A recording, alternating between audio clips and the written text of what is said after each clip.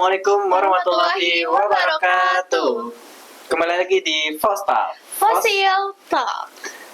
Oke, kali ini perkenalkan nama saya Akila Nurfaza. dan saya Rustufan Aja. Pada tema Fostal hari ini yaitu mencari pemimpin muda. Di era Gen Z. Oke, kira-kira nih, ini jujur temanya sangat menarik ya Bang, karena sekarang banyak banget perdebatan tentang generasi kita nih dengan generasi sebelum-sebelumnya, karena kan biasanya tuh dicap apa sih Bang, kayak sekarang itu dari generasi sebelumnya itu mencap Gen Z ini adalah pemalas lah, mudah putus asa lah, gampang mengeluh lah. Sebenarnya kita itu nggak seperti itu ya. Iya, nggak semuanya kita seperti itu, karena sebetulnya generasi sebelumnya pasti juga menjadi perdebatan juga ya. Mungkin dengan spekulasi seperti itu. Nah, kita di sini punya salah satu contoh yang dimana membuktikan kalau nggak semua Gen Z itu pemalas lah, terus gampang mudah pesimis gitu kan. Nah, kita di sini ada kita di sini sudah mengundang bintang tamu yang sangat bintang-bintang sekali. Dia sudah mengikuti berbagai organisasi dan banyak banget organisasi. Jabatannya juga sudah jabatannya dibilang nggak main-main gitu. Oke, baik, kita langsung perkenalkan saja. Ini dia bintang tamu kita adalah. Perkenalkan, nama saya Ali Irmanul Arifin dari SMA Negeri 31 Kabupaten Tangerang. Oke, Kak Ali ini adalah salah satu ketua dari Forum OSIS Kabupaten Tangerang dan juga salah satu ketua OSIS juga di SMA-nya, dan juga dia juga termasuk apa ya? Dia pernah ikut organisasi pramuka ya? Iya, pernah. Dan jadi purna juga ya? Purna. Pengurus Purnas. Iya. Kalau boleh tahu pengurus Purnas tuh ngapain aja nih? Jadi kalau semisal kita tuh udah habis tugas, habis masa jabatan di SD ya, biasanya masuk SMP dan kita tuh udah masih masuk purna tugas. Jadi ada kewajiban buat datang ke SD buat ngelatih sekiranya 3 tahunan. Tapi kalau semisal lanjut itu lebih baik gitu. Nah di sini peran saya tuh nggak terlalu besar sih sebenarnya, cuman jadi kayak koordinator aja buat mereka tuh supaya kumpul, terus juga ngasih pengalaman-pengalaman yang mereka anak-anak purna tuh belum tahu kayak gitu. Oh, berarti istilahnya sebagai mentornya. Iya, kayak gitu. Oke. Tapi sekarang kan pramuka itu udah nggak wajib ya? Iya. Gimana sih ini tanggapan Mas Ali? Mas apa? Kak ya? Kak aja, Kak. Kak aja, oke. Kak Ali. Nah, pramuka sih emang bener nggak wajib ya. Sempat sedih juga kalau pramuka tuh emang nggak ada ekskul wajibnya. Cuman peminat pramuka di luaran itu masih tetap ada buat lomba-lombanya. Kemarin aja saya baru aja ngikutin lomba pramuka dan jadi official juga di sana gitu.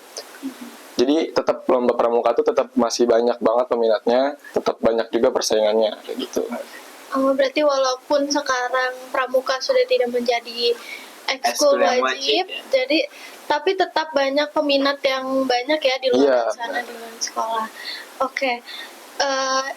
Kayak mungkin kita langsung ke temanya aja kali ya. Kira-kira nih kan kita semua di sini Gen Z lah ya. Iya. Untuk sebagai menjadi ketua itu apa sih karakteristik yang harus kita punya, apalagi Kak Ali sendiri kan di sini sudah banyak pengalaman menjadi seorang pemimpin gitu.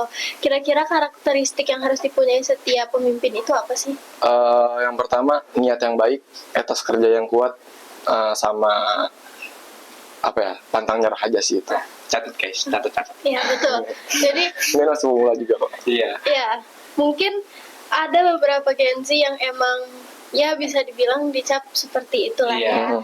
Itu tapi mungkin dalam diri mereka pasti nggak mau seperti itu. Mungkin ya. Benar. Mungkin kira-kira tanggapannya apa sih biar mereka tuh mau gitu loh menjadi seorang yang emang pantang menyerah dan memiliki keinginan untuk menjadi seorang pemimpin, tapi pemimpinnya dalam hal mungkin tidak sampai ke pemimpin suatu organisasi atau ya seorang pemimpin gitu, tapi menjadi pemimpin diri sendiri itu gimana sih? Nah, benar. Jadi kita tuh walaupun nggak jadi pemimpin di organisasi, kita tuh tetap jadi pemimpin bagi diri kita sendiri gitu. Nah, sebenarnya banyak juga tanggapan kan tadi, tanggapan-tanggapan buruk tentang Gen Z gitu. Nah, sebenarnya balik lagi, seseorang itu pasti punya tujuan. Kalau seseorang itu fokus dengan tujuannya, dengan apapun itu, halangan apapun itu, pasti dia tetap bakal ngusahain tujuan itu tercapai. Nah, dari apa ya, tujuan itu benar-benar bisa mencakup semuanya. Kalau semisal tujuannya benar-benar fokus, nggak lihat kanan kiri, ataupun kalau semisal dapat terjangan masalah, kita terus bangkit, fokus sama masalah, itu kita bisa jadi pemimpin ataupun jadi orang yang sukses gitu dalam mencapai tujuannya tentunya. Berarti garis bawahnya memiliki visi yang jelas. Visi yang jelas. Visi yang jelas dan juga tekad. Betul. Dan sebenarnya apa sih tantangan terbesar yang dihadapi pemimpin muda saat ini, termasuk Bang Ali nih, Kak Ali lah, Kak Ali. Buat masih muda juga, iya, Bapak terlalu tua kayaknya. Buat era sekarang tuh emang godaannya banyak banget, apalagi di zaman sekarang tuh ada gadget, ada warnet juga kan waktu zaman-zaman kemarin. Terus intinya tuh teknologi-teknologi yang sebenarnya bisa buat kita tuh upgrade dari kita, cuman kalau semisal dipakai dengan salah, itu malahan bisa juga merusak ataupun jadi penghalang kita buat mencapai tujuan kita. Nah, itu salah satunya teknologi yang sekarang. Terus juga pergaulan juga ngaruh, makanya kita harus bisa dibilang tuh pilih-pilih sama temen, kayak bukan pilih-pilih masalah apanya, tapi baik atau enggaknya tuh. Baik buat diri kita atau enggaknya. Tuh. Kira-kira nih, kan kita tuh sering dicap ya, kalau misalnya sebagai dari pandangan Kak Ali sendiri sebagai pemimpin, bagaimana cara pandangan Kak Ali menjadi pemimpin dibandingin generasi sebelumnya? Oh, iya, emang ada sedikit perbedaan ya pemimpin dari pemimpin Gen Z sama pemimpin sebelumnya gitu. Dilihat dari halangan atau rintangannya juga emang beda jelas. Kalau Gen Z ini lebih tepatnya kalau bisa dibilang ada, nggak tahu karakteristik benar-benar ngelekat atau enggak, tapi kayak ada hawa-hawa malasnya aja gitu. Nah, kalau semisal yang dulu-dulu gitu, itu kayaknya setiap jalannya tuh penuh perjuangan banget gitu. Jadi kayak semisal contoh kecil deh, kita mau daftar organisasi di Gen Z ini bisa lewat online gitu. Tapi kalau semisal tahun-tahun yang dulu bapak kita ataupun ibu orang tua kita, itu kalau mau daftar organisasi datang ke tempatnya buat kita ya interview, ngasih berkas gitu. Sekarang udah bisa ngasih berkas lewat HP, lewat teknologi kayak gitu. Itu sebenarnya contoh satunya. Ada banyak lagi contohnya sebenarnya, tapi kalau bisa disimpulin tuh pandangannya itu jelas beda, dilihat dari etos kerjanya juga sih. Ya, kan sekarang nih kita jujur Gen Z itu banyak yang mengalami yang namanya gangguan mental ya. Itu jujur sekarang banyak banget, tingkatnya semakin menaik, apalagi sekarang banyak banget anak muda yang bunuh diri tentunya ya. Kira-kira cara mengatasi hal tersebut gimana sih mungkin sebagai pemimpin ketika anggotanya sedang mengalami hal tersebut, kira-kira yang Kak Ali lakukan tuh apa? Nah, ini penting banget nih. Kalau kalian pernah belajar stoikisme ataupun kayak teknik mengendalikan diri, itu ada sesuatu yang bisa kita atur ataupun sesuatu yang bisa kita kendalikan, sama ada sesuatu yang nggak bisa kita kendalikan. Contoh kalau semisal di organisasi anggota ini nggak datang buat rapat gini, sebenarnya itu bukan ranahnya kita. Lagian juga kita tuh cukup nasehatin, kalau dia nggak balik itu balik lagi ke dia. Sebenarnya simpel gitu. Jadi nggak perlu mikirin sampai ke akar-akarnya kayak gimana gitu. Jadi ada hal yang bisa kita kendalikan, sama ada hal yang nggak bisa kita kendalikan. Itu namanya dikotomi kontrol. Berarti intinya nggak harus semuanya kita kendalikan sampai benar-benar ke akar. Iya, ada juga yang nggak bisa kita kendalikan. Iya. Oke, balik lagi ke teknologi nih. Jadi bagaimana sih peran teknologi dalam membentuk gaya kepemimpinan Gen Z ini? Sebenarnya teknologi punya pengaruh besar ya di Gen Z ini. Kalau membentuk kepemimpinan, banyak sih hal-hal yang bisa kita pakai dari teknologi ini. Contohnya ada YouTube kan, sekarang ada YouTube, ada TikTok, gimana caranya kita jadi pemimpin yang baik. Itu tuh semuanya ada di teknologi kayak gitu. Intinya teknologi ini punya peran besar banget. Tapi balik lagi dengan niatnya ya. Iya. Niatnya menggunakan teknologi ini untuk apa? Tuh. Terus juga buat tujuan apa gitu. Ibarat teknologi ini tuh pedang berbilah dua. Gitu. Betul.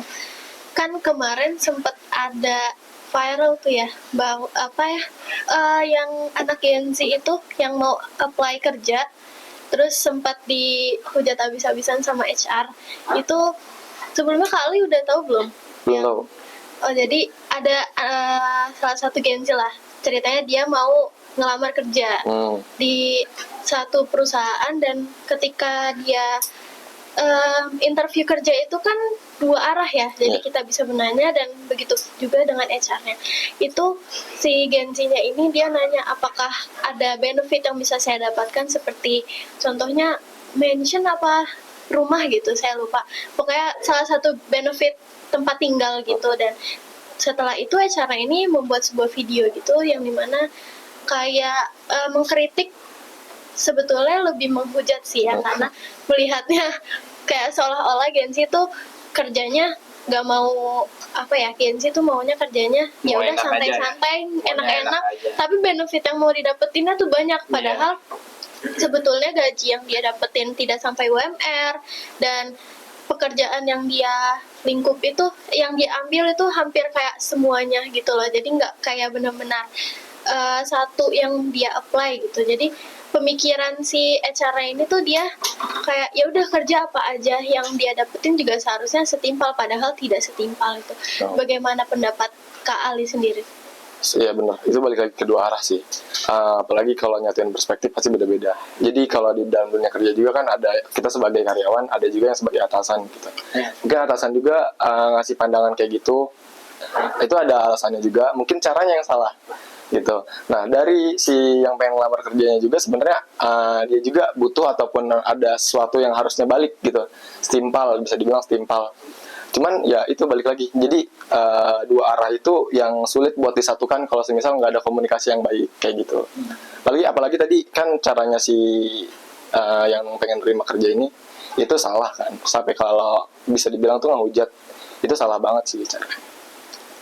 Oke, sekarang kan lagi marak-maraknya kasus judi online ya. Betul. Sebagai pemimpin, kalau misalkan ada anggota Kak Ali ini yang ketahuan bermain judi online, apa yang Kak Ali lakukan? Nggak disiram HP-nya, enggak. Tapi ini kayak kalau disiram rada gimana gitu. Iya. Sebenarnya kasih arahan ataupun nasihat aja sih cukup. Kalau semisal pemimpin itu juga punya tanggung jawab buat memimpin anggotanya di jalan yang benar gitu. Kalau semisal ada pemimpin yang anggota yang tersesat, ya wajib kita tolongin gitu. Di judi online ini sebenarnya emang marak banget ya sekarang tuh. Apalagi itu dari pikiran masing-masing orang sih, terbuka atau enggak. Padahal rezeki udah ada yang ngatur gitu kan. Malah minta diatur sama sistem gitu. Nah, kalau ada yang kayak gitu di organisasi, kasih arahan sebenarnya tuh dampak baiknya apa, dampak buruknya apa. Tapi kalau dampak baik tuh sebenarnya cuma pemuas dari si sistem ini aja. Kalau dampak buruknya udah pasti banyak gitu. Ada bahkan berita yang kayak sampai jual kerbau, sawah, rumah buat judi online, akhirnya hangus semuanya, nggak dapat apa-apa. Sampai ada yang katanya sampai 5 miliar kalau nggak salah. Wah, itu mah kayaknya jatuhnya ngabisin duit ya, bukan judi. Udah kecanduan judi online sih itu kayaknya. Kecanduan. Kalau pengen muter uang ataupun itu mending mulai bisnis lewat kayak penjualan ataupun kayak bikin bisnis baru sama temen gitu, lebih positif sih dibanding. Mendingan kita membuka wirausaha baru betul. Yang dimana juga ya bisa membantu pekerjaan orang-orang yang masih belum punya pekerjaan gitu. Kira-kira nih kan Kak Ali di sini sebagai ketua ketua forum OSIS Kabupaten Tangerang nih, kira-kira kedepannya kan bakalan ada rekrutmen baru untuk forum OSIS. Kira-kira gimana sih cara biar kita tuh tahu nih setiap kualitas orang tuh emang cocok untuk masuk forum OSIS Kabupaten Tangerang. Nah, itu gimana cara biar melihat bahwa nih Bang Ras tuh kayaknya kualitasnya memang cocok untuk masuk gitu. Itu dilihat dari etos kerjanya juga. Kita juga kan ada di seleksi itu ada kayak seleksi bikin esai, seleksi bikin PowerPoint. Itu bisa dilihat dari etos kerjanya. Nah, itu tuh contoh penerapan dari kerjanya dia tuh sebenarnya kayak gimana sih, pemikiran dia tuh kayak gimana sih. Semisal kita dicontoh esai, buatlah pandangan umum tentang ini. Pasti orang-orang ngejawab ini, ngejawab itu. Itu tuh bisa dilihat dari pikiran dia kayak gimana sih, apa pemikiran dia terbuka banget gitu, universal banget, atau pemikiran dia tertutup banget gitu. Itu bisa dilihat pemikirannya. Nah, buat si kerja lapangannya itu bisa dilihat dari wawancara, contoh ditanya-tanya kayak kita ngobrol gini nih. Terus juga dari kita bikin PowerPoint juga kelihatan kalau semisal orangnya bisa main laptop ataupun bisa ngedit, itu kelihatan banget atas kerjanya itu emang ada di situ. Oke. Tapi kalau misalnya nih, mungkin selama dia entah pendaftaran atau selama dia interview dan segala macamnya, selama proses untuk masuk ke forum OSIS kabupaten itu mungkin etos kerjanya terlihat oke, mungkin semuanya kualitasnya terlihat oke, tapi ketika masuk ternyata tidak sesuai ekspektasi itu gimana? Nah, itu biasanya tuh ada hal di balik itu. Enggak. Lagi nyinggung orang ini. Enggak. Ini kan maksudnya kita kan sebagai antisipasi gitu kan. Iya, emang itu biasanya ada kalau di organisasi sebelumnya yang saya ikutin. Itu namanya setup di awal aja gitu. Iya. Mungkin ada hal di balik itu sih sebenarnya. Kita ngobrol aja sama orangnya kayak, kamu tuh kenapa kayak gini? Biasanya ada, sorry gue lagi sibuk di sini, jadi nggak kepegang kayak gini. Itu banyak banget kayak gitu. Jadi perlu kita tahu yang apa ya? Kita tuh bisa menilai orang tuh jangan dari mata, tapi kita juga perlu ada pembahasan, adapun yang hal kita empatikan kepada orang tersebut itu juga. Oke, Kak Ali ini kan sebagai Ketua Umum Forum OSIS Kabupaten Tangerang ya. Gimana sih cara bagi waktu antara waktu organisasi dan waktu untuk di sekolahnya?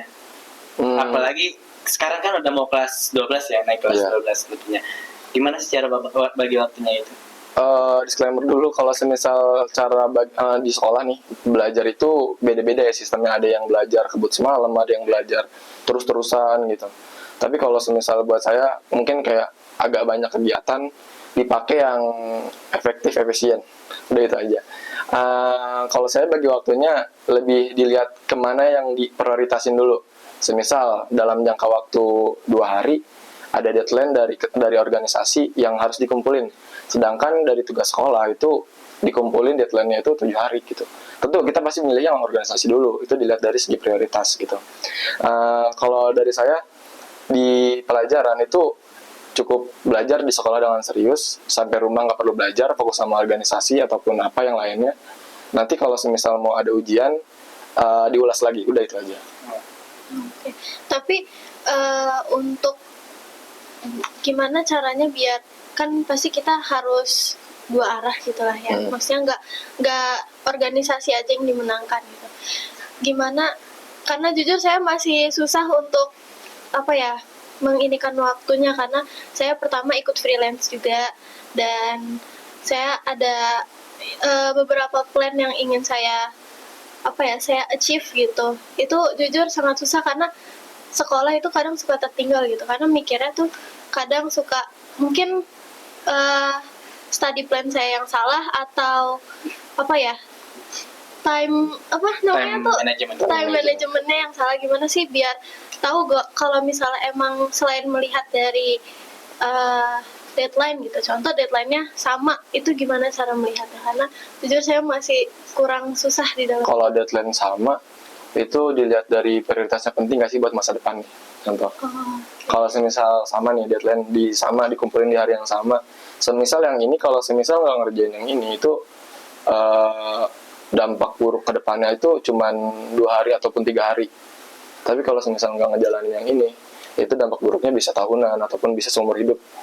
Pasti lebih milih yang mana? Lebih milih yang dampak buruknya. Jadi di setiap pilihan itu ada resiko yang rendah, ada resiko juga yang tinggi. Kalau semisal sama-sama rendah, pasti ada yang lebih baiknya tinggi, ada yang lebih tinggi lagi, kayak gitu. Kalau deadline-nya sama ya, kayak gitu.